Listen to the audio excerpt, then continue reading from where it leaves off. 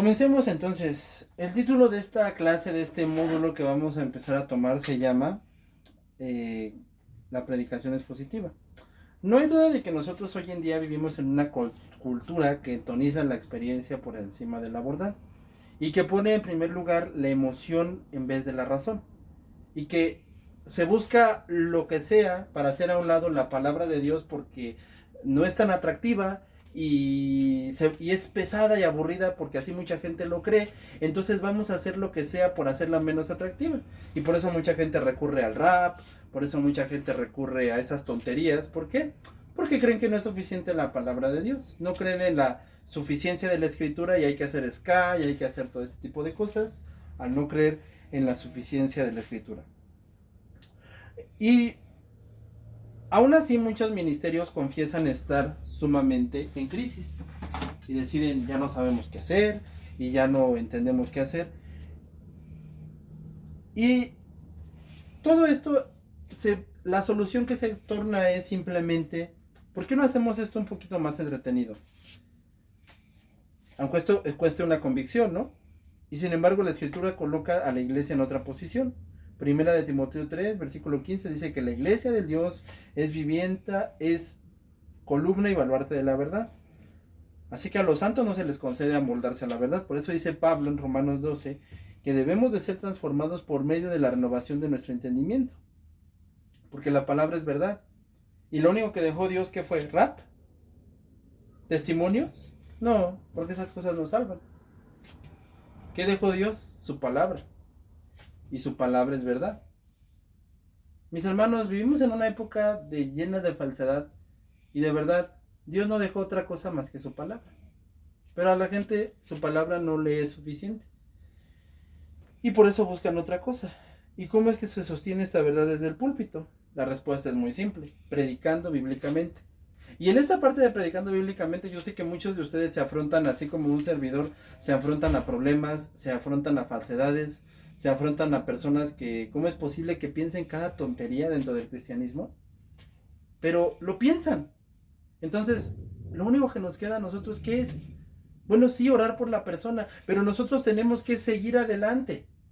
Yo sé que, no te voy a mentir, yo sé que como ministros y predicadores nos van a tocar pasar muchas cosas, pero nuestra labor es siempre continuar hacia adelante. Una predicación que afirma la autoridad, la suficiencia y la claridad de la escritura, que extrae el mensaje de la palabra por medio de una exégesis cuidadosa y lo aplica a la vida real con la urgencia de la eternidad entre los ojos. Y en medio de tantos modelos, nuestro modelo al cual siempre hemos tomado se llama el propio Esdras, quien en el Antiguo Testamento fue descrito como un guardián de la Torá mosaica. Esdras no fue un innovador, no fue un gestor de imagen, no fue un comentarista cultural. Esdras fue un hombre que preparó su corazón para inquirir la ley de Jehová, para cumplir la ley de Jehová y para enseñar la ley de Jehová al pueblo de Dios. Y esa triple repetición de estudio, entrega y enseñanza traza el mapa del ministerio fiel en cualquier siglo. Y estas clases o estos módulos que vamos a tomar de aquí hasta que Cristo venga, fue un hombre que preparó su corazón para inquirir la ley de Jehová. Así que Nehemías 8 dice, Nehemías 8 es el corazón de nuestro taller, de lo que la palabra de Dios nos enseña. En muchas iglesias hoy en día la Biblia se lee por rutina, se explica con ligereza y se aplica con timidez. Y lo que antes se proclama con autoridad, no, el rap no salva, porque lo que Dios dejó fue su palabra. No, querer componer con una pizza en un culto de jóvenes no salva, porque Dios no dejó una pizza para salvar. Lo que Dios dejó es su palabra. Y ninguna de estas cosas son malas, siempre y cuando lo hagamos para simplemente pasar un buen rato. Pero cuando esto se quiere usar como sustituto de la palabra de Dios, o para hacer más atractiva a la palabra de Dios, entonces en ese momento ya estás avergonzado del evangelio. Así es como se le dice, avergonzado o avergonzada del evangelio.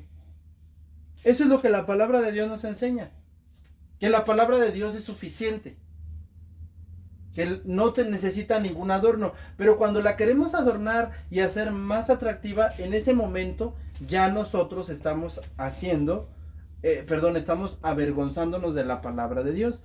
Lo vuelvo y lo repito, no es malo para pasar un buen rato, pero cuando nosotros lo queremos hacer para sustituir y hacer más atractiva la palabra de Dios, en ese momento ya estamos avergonzados del evangelio.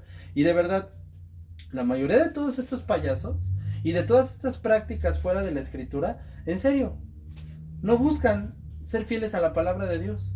No lo hacen por un buen rato, lo hacen porque quieren sustituir la palabra de Dios y suavizar la palabra de Dios. Es decir, están avergonzados de la palabra de Dios.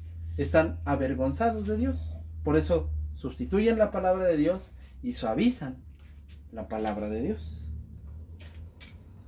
Sin embargo, Nehemías 8 nos presenta un cuadro totalmente distinto. Nehemías enseña que cuando la escritura es exaltada, el pueblo responde con reverencia. Y a primera vista no parece serlo, pero sí lo es cuando estudiamos el contexto. El texto dice que se juntó todo el pueblo como un solo hombre. Y tampoco no vemos a Esdras ni tampoco a Nehemías, que es el factor principal del capítulo 1:7. No lo vemos a ninguno de los dos empujando al pueblo para que se reúnan y órale, ¿no? ¿Qué estás esperando para reunirte? No. Ellos estaban ahí. Pero como Moisés, ¿para qué estaban ahí? Para leer el mensaje de la palabra de Dios. Y noten que el autor humano es identificado como ¿quién? Como Moisés. Pero el autor supremo de la palabra de Dios, ¿quién es? Jehová. Y eso era lo que justamente el pueblo tenía que entender. Noten en primer lugar que el pueblo tenía esta convicción. Noten que el pueblo tenía la convicción de estar ahí. Y que todos podían entender. 10 veces. Se nota que todo el pueblo se juntó. Y toda la congregación era ¿están listos? 42,360 personas. Con sus siervos y sus siervas. Y entre ellos había 245 cantores y cantoras. Y ese día había por lo menos 42,360 personas que se agruparon. ¿Por qué? Para escuchar la palabra de Dios. Pero esto era por iniciativa propia. Porque estaban allí para escuchar la palabra de Dios. Y yo sé que es el sueño para cada uno de nosotros que predicamos la palabra, que 42,000 personas nos oyeran. Pero más que otra cosa, lo que tenemos que notar aquí es la reverencia que el pueblo tenía hacia Dios. Y es la reverencia que a nosotros nos debe de buscar. Es lo que nosotros tenemos que estar anhelando y buscando detrás de la predicación de la palabra de Dios. La reverencia de los demás hacia Dios.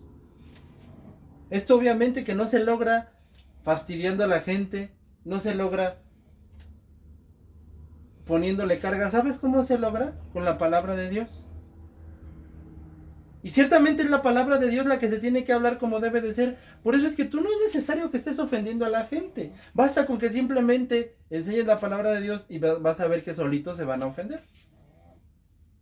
No, es que, ¿cómo es posible que no crean que eso es suficiente? Pues si nada más es para pasar un buen rato. No, hermano.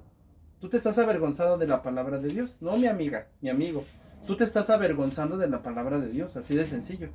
Pues no me parece que peleate. ¿Sabes qué? Como dijo Spurgeon, peleate con la Biblia. Y qué tristeza si te enojas, pero con todo respeto, a mí no me afecta. Y con todo respeto, perdón que te lo diga así, tampoco me interesa si te ofendes o no te ofendes. Porque yo estoy tan feliz y tan alegre de predicar la palabra de Dios y saber que lo único que estoy diciendo es lo que la palabra de Dios dice. Y a mí ni me debe de espantar lo que pase el día de mañana, porque no estoy aquí para ser popular ni nada, sino para proclamar la palabra de Dios. Y ese es el sentir que debe de haber en todos y cada uno de ustedes, llevar al pueblo a esa humillación hacia Dios. Lógicamente, este es nuestro segundo punto, esto no sucede si tú no te quebrantas delante de Dios. Si tú no estás quebrantado delante de Dios. Esta hambre del pueblo no viene si lógicamente no está primeramente en el predicador. Nadie puede hacer esto por ti. Tú tienes que meterte con Dios. Mira, si yo te puedo decir algo con todo mi corazón, es que nosotros debemos de seguir el estándar de vida de los puritanos. En esa parte, al menos en esa parte sí, que se la vivían en su escritorio, estudiando en su oficina, estudiando, y solamente salían para predicar. Un tanto exagerado, tal vez sí, pero es un buen ejemplo y es un buen patrón. O sea, nada más estar con la familia, estar en las cosas que verdaderamente nos importan y lo demás, ¿sabes qué? Me desconecto porque tengo que estar estudiando el texto, la predicación que tengo que hacer. Luego hay veces que a mí me dicen, es que si viste el comentario, no, la verdad no. O bueno, la verdad, ¿para qué te digo? Sí, sí lo vi y ya. Y simplemente pongo lo que es de este comentario, esto es lo que dice la Biblia, si le parece que bueno, si no le parece no es mi problema, ¿ok? Y ya. ¿Por qué? Porque tengo muchas cosas en que pensar en la predicación de la palabra de Dios. Ahí esas son las muchas cosas que tengo que pensar, que tú tienes que pensar. Tú tienes que pensar en la predicación que vas a darle, en la predicación que vas a enseñar y por lo tanto todo esto tienes que estar y todo esto tienes que llevar.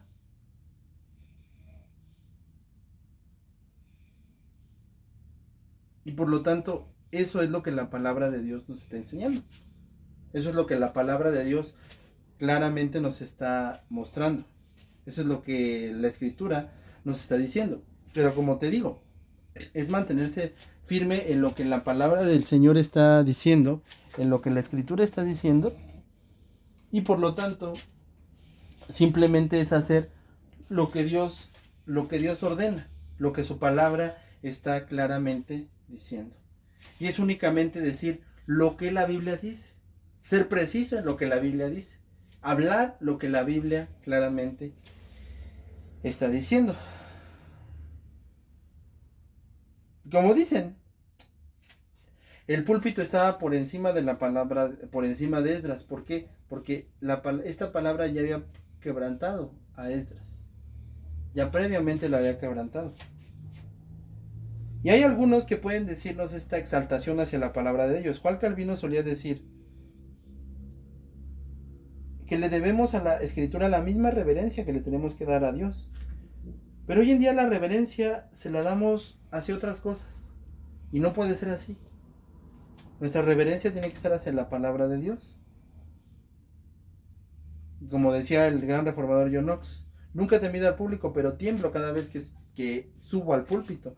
Y hoy necesitamos predicadores así, que tiemblen cada vez que suben a predicar, cada vez que hablan la palabra de Dios, que estén dispuestos a tronar, a predicar, porque han visto a Dios cara a cara, por medio de la palabra de Dios. Después, Nehemías lee el texto, la enunciación de la palabra de Dios, y no me refiero aquí como una simple enunciación o simplemente agarrar y ya leí, ¡tin! No. Antes de que el texto fuera explicado fue leído, y antes de que el texto fuera explicado fue leído. Y déjenme agregar que no fue leído de cualquier forma, sino que fue audible. Pero pues alguien dirá, bueno, ¿de dónde sacas eso, no? El texto solamente dice que estaban leyendo. Pero si estudiamos el idioma original, el verbo usado para aquí habla de proclamar, de llamar con intensidad. Entonces no es una lectura monótona, y no puede ser una lectura monótona porque es la palabra de Dios la que se está leyendo. Y oye, hay iglesias donde ya no se lee la palabra de Dios. Ahí están las diapositivas. Ya. Se acabó. Éxodo 24:7 dice, tomó el pacto y lo leyó a oídos del pueblo. Y haremos todas las cosas que Jehová ha dicho y obedeceremos. ¿Y cómo creen que Moisés leyó el libro? ¿De manera aburrida, como si hubiera hablado con su esposa o así? No. Sino porque él estaba proclamando la palabra de Dios. Entonces la lectura no eclipsa, sino que simplemente exalta a Dios, como lo expresa Charles Story en su traducción. Leyeron el libro y dieron sentido para que la palabra fuera claramente explicada. Y no la improvisaron como muchos, de que no, llegan 2 minutos antes y ahí está, no. No improvisaron la lectura, no leyeron el libro ni el alma de manera aburrida, no leían el libro como quienes sabían que el Dios de los cielos estaba hablando. Y es verdad que cuando se habla la palabra de Dios, se lee la palabra de Dios, Dios está hablando. Así que la explicación no es mayor a la lectura. La lectura es la que antecede la explicación del texto. Pero cuando se descuida la palabra de Dios, prontamente la iglesia estará entrando en debilidad y estará haciéndose a un lado.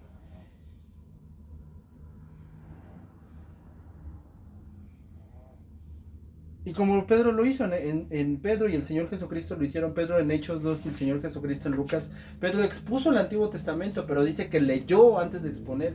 El Señor Jesucristo leyó antes de exponer. ¿Y por qué es tan importante leer?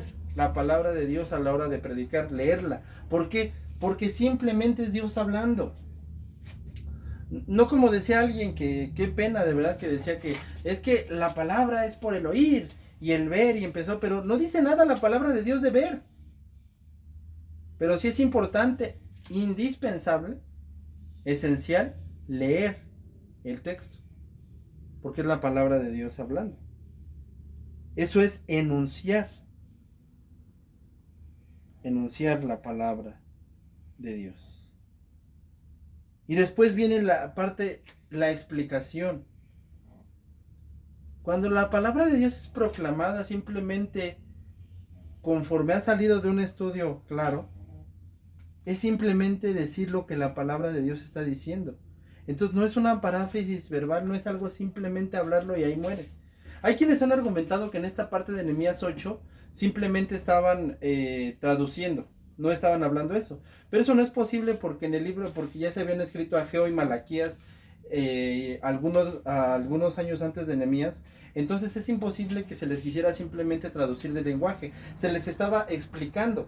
Simplemente se les estaba interpretando correctamente, estaban apelando, y ellos no estaban apelando a la tradición, no estaban apelando a nociones populares, él no estaba embelleciendo el texto con anécdotas, no, ni adaptó una exposición a los gustos de Babilonia, así como hoy en día, ¿no? Que lo adaptan a los gustos de la gente, no, sino que le expuso lo que había leído y lo hizo a partir de una vida consagrada al estudio riguroso de la palabra de Dios, como lo dice Esdras 7:10. O sea, esto nos recuerda que la explicación del texto no es un accesorio del ministerio bíblico, en su esencia. Hay algo que distingue a la predicación bíblica, y es que se explica el significado del texto. Juan Calvino dijo, la primera responsabilidad de un intérprete es dejar que el autor diga lo que dice, en lugar de atribuirle lo que creemos que debemos decir. Esa es la tarea del predicador, mis hermanos. Explicar lo que Dios dijo, no reinventar la verdad, no editar la verdad, es abrir el texto con reverencia e interpretar el texto con precisión, urgir con autoridad lo que Dios habló. Porque cuando el predicador se somete al texto, la iglesia se somete al texto. Ahora, esta labor no es fácil, ni mucho menos ligera. Esto exige esfuerzo, disciplina y abnegación. Y eso es lo que dijo Esdras, ¿no? Esdras 7:10. Esdras había preparado su corazón. Todo su corazón, no es que haya preparado el 70 o el 90, sino que el 10 o el 10, sino que el 100 lo dedicó a estudiar la palabra, a entregarse, a practicar la palabra de Dios y a enseñar la palabra de Dios. La misma pasión con la que estudiaba era la misma pasión con la que practicaba y era la misma pasión con la que enseñaba. No era un hipócrita. No era un hombre diferente a lo que es en el púlpito, a lo que es en privado. No. Él moría cada semana al deseo de impresionar a la audiencia y a vivir únicamente para Dios, para ser un predicador fiel en la práctica de un obrero aprobado, como dice 2 de Timoteo 2:15. La palabra de obrero se refiere a un jornalero que se fatiga en el campo desde que amanece hasta que cae el sol y que está trabajando a full. Que no trabaja solamente cuando lo están viendo, sino que incluso cuando el predicador se va afuera, él sigue todos los días metido en el mismo lugar, a la misma hora, estudiando el texto, labrando la tierra, y así también debe de trabajar el predicador, hasta quedar exhausto, hasta quedar sin fuerzas, hasta haberlo entregado todo, y haberlo agonizado. ¿Por qué? Porque el significado no cede fácilmente al perezoso. El significado del texto no se cede al perezoso. Y yo creo que muchas iglesias y muchos cristianos, si así se les puede llamar, están como están no porque el problema sea la palabra. La palabra es perfecta. Lo que pasa es que hay mucha pereza en la gente. Porque la escritura no se abre sino al que lucha con ella, al que la labra. Hay que excavar el terreno sagrado de la Biblia, hay que extraer el sentido original y hay que organizar sus verdades y explicarla con una precisión reverente para que el pueblo entienda. Y todo esto además hay que hacerlo bajo la presión de saber que un día tendremos que estar delante de Dios. Porque si algo nos enseña Esdras es que esta clase de predicadores, esta clase de hombres no nace en la prisa ni en el bullicio del ministerio, sino que nace en los secretos del estudio en el quebranto de la oración y en estar a solas con Dios. Este tipo de personas, de predicadores, no se forman en agendas. Tú no te formas en una agenda de ministerio ni en plataformas digitales. Se encuentra en la soledad sagrada, donde Dios forja a sus siervos con fuego y con el contacto directo a la palabra de Dios. La iglesia no necesita más celebridades. Creo que ya tenemos muchas y demasiadas. La iglesia necesita más hombres como Esdras, eruditos de la verdad, esclavos de la palabra, centinelas de la gloria de Dios, y con ese anhelo en el corazón. Y es oportuno, creo yo, terminar diciéndote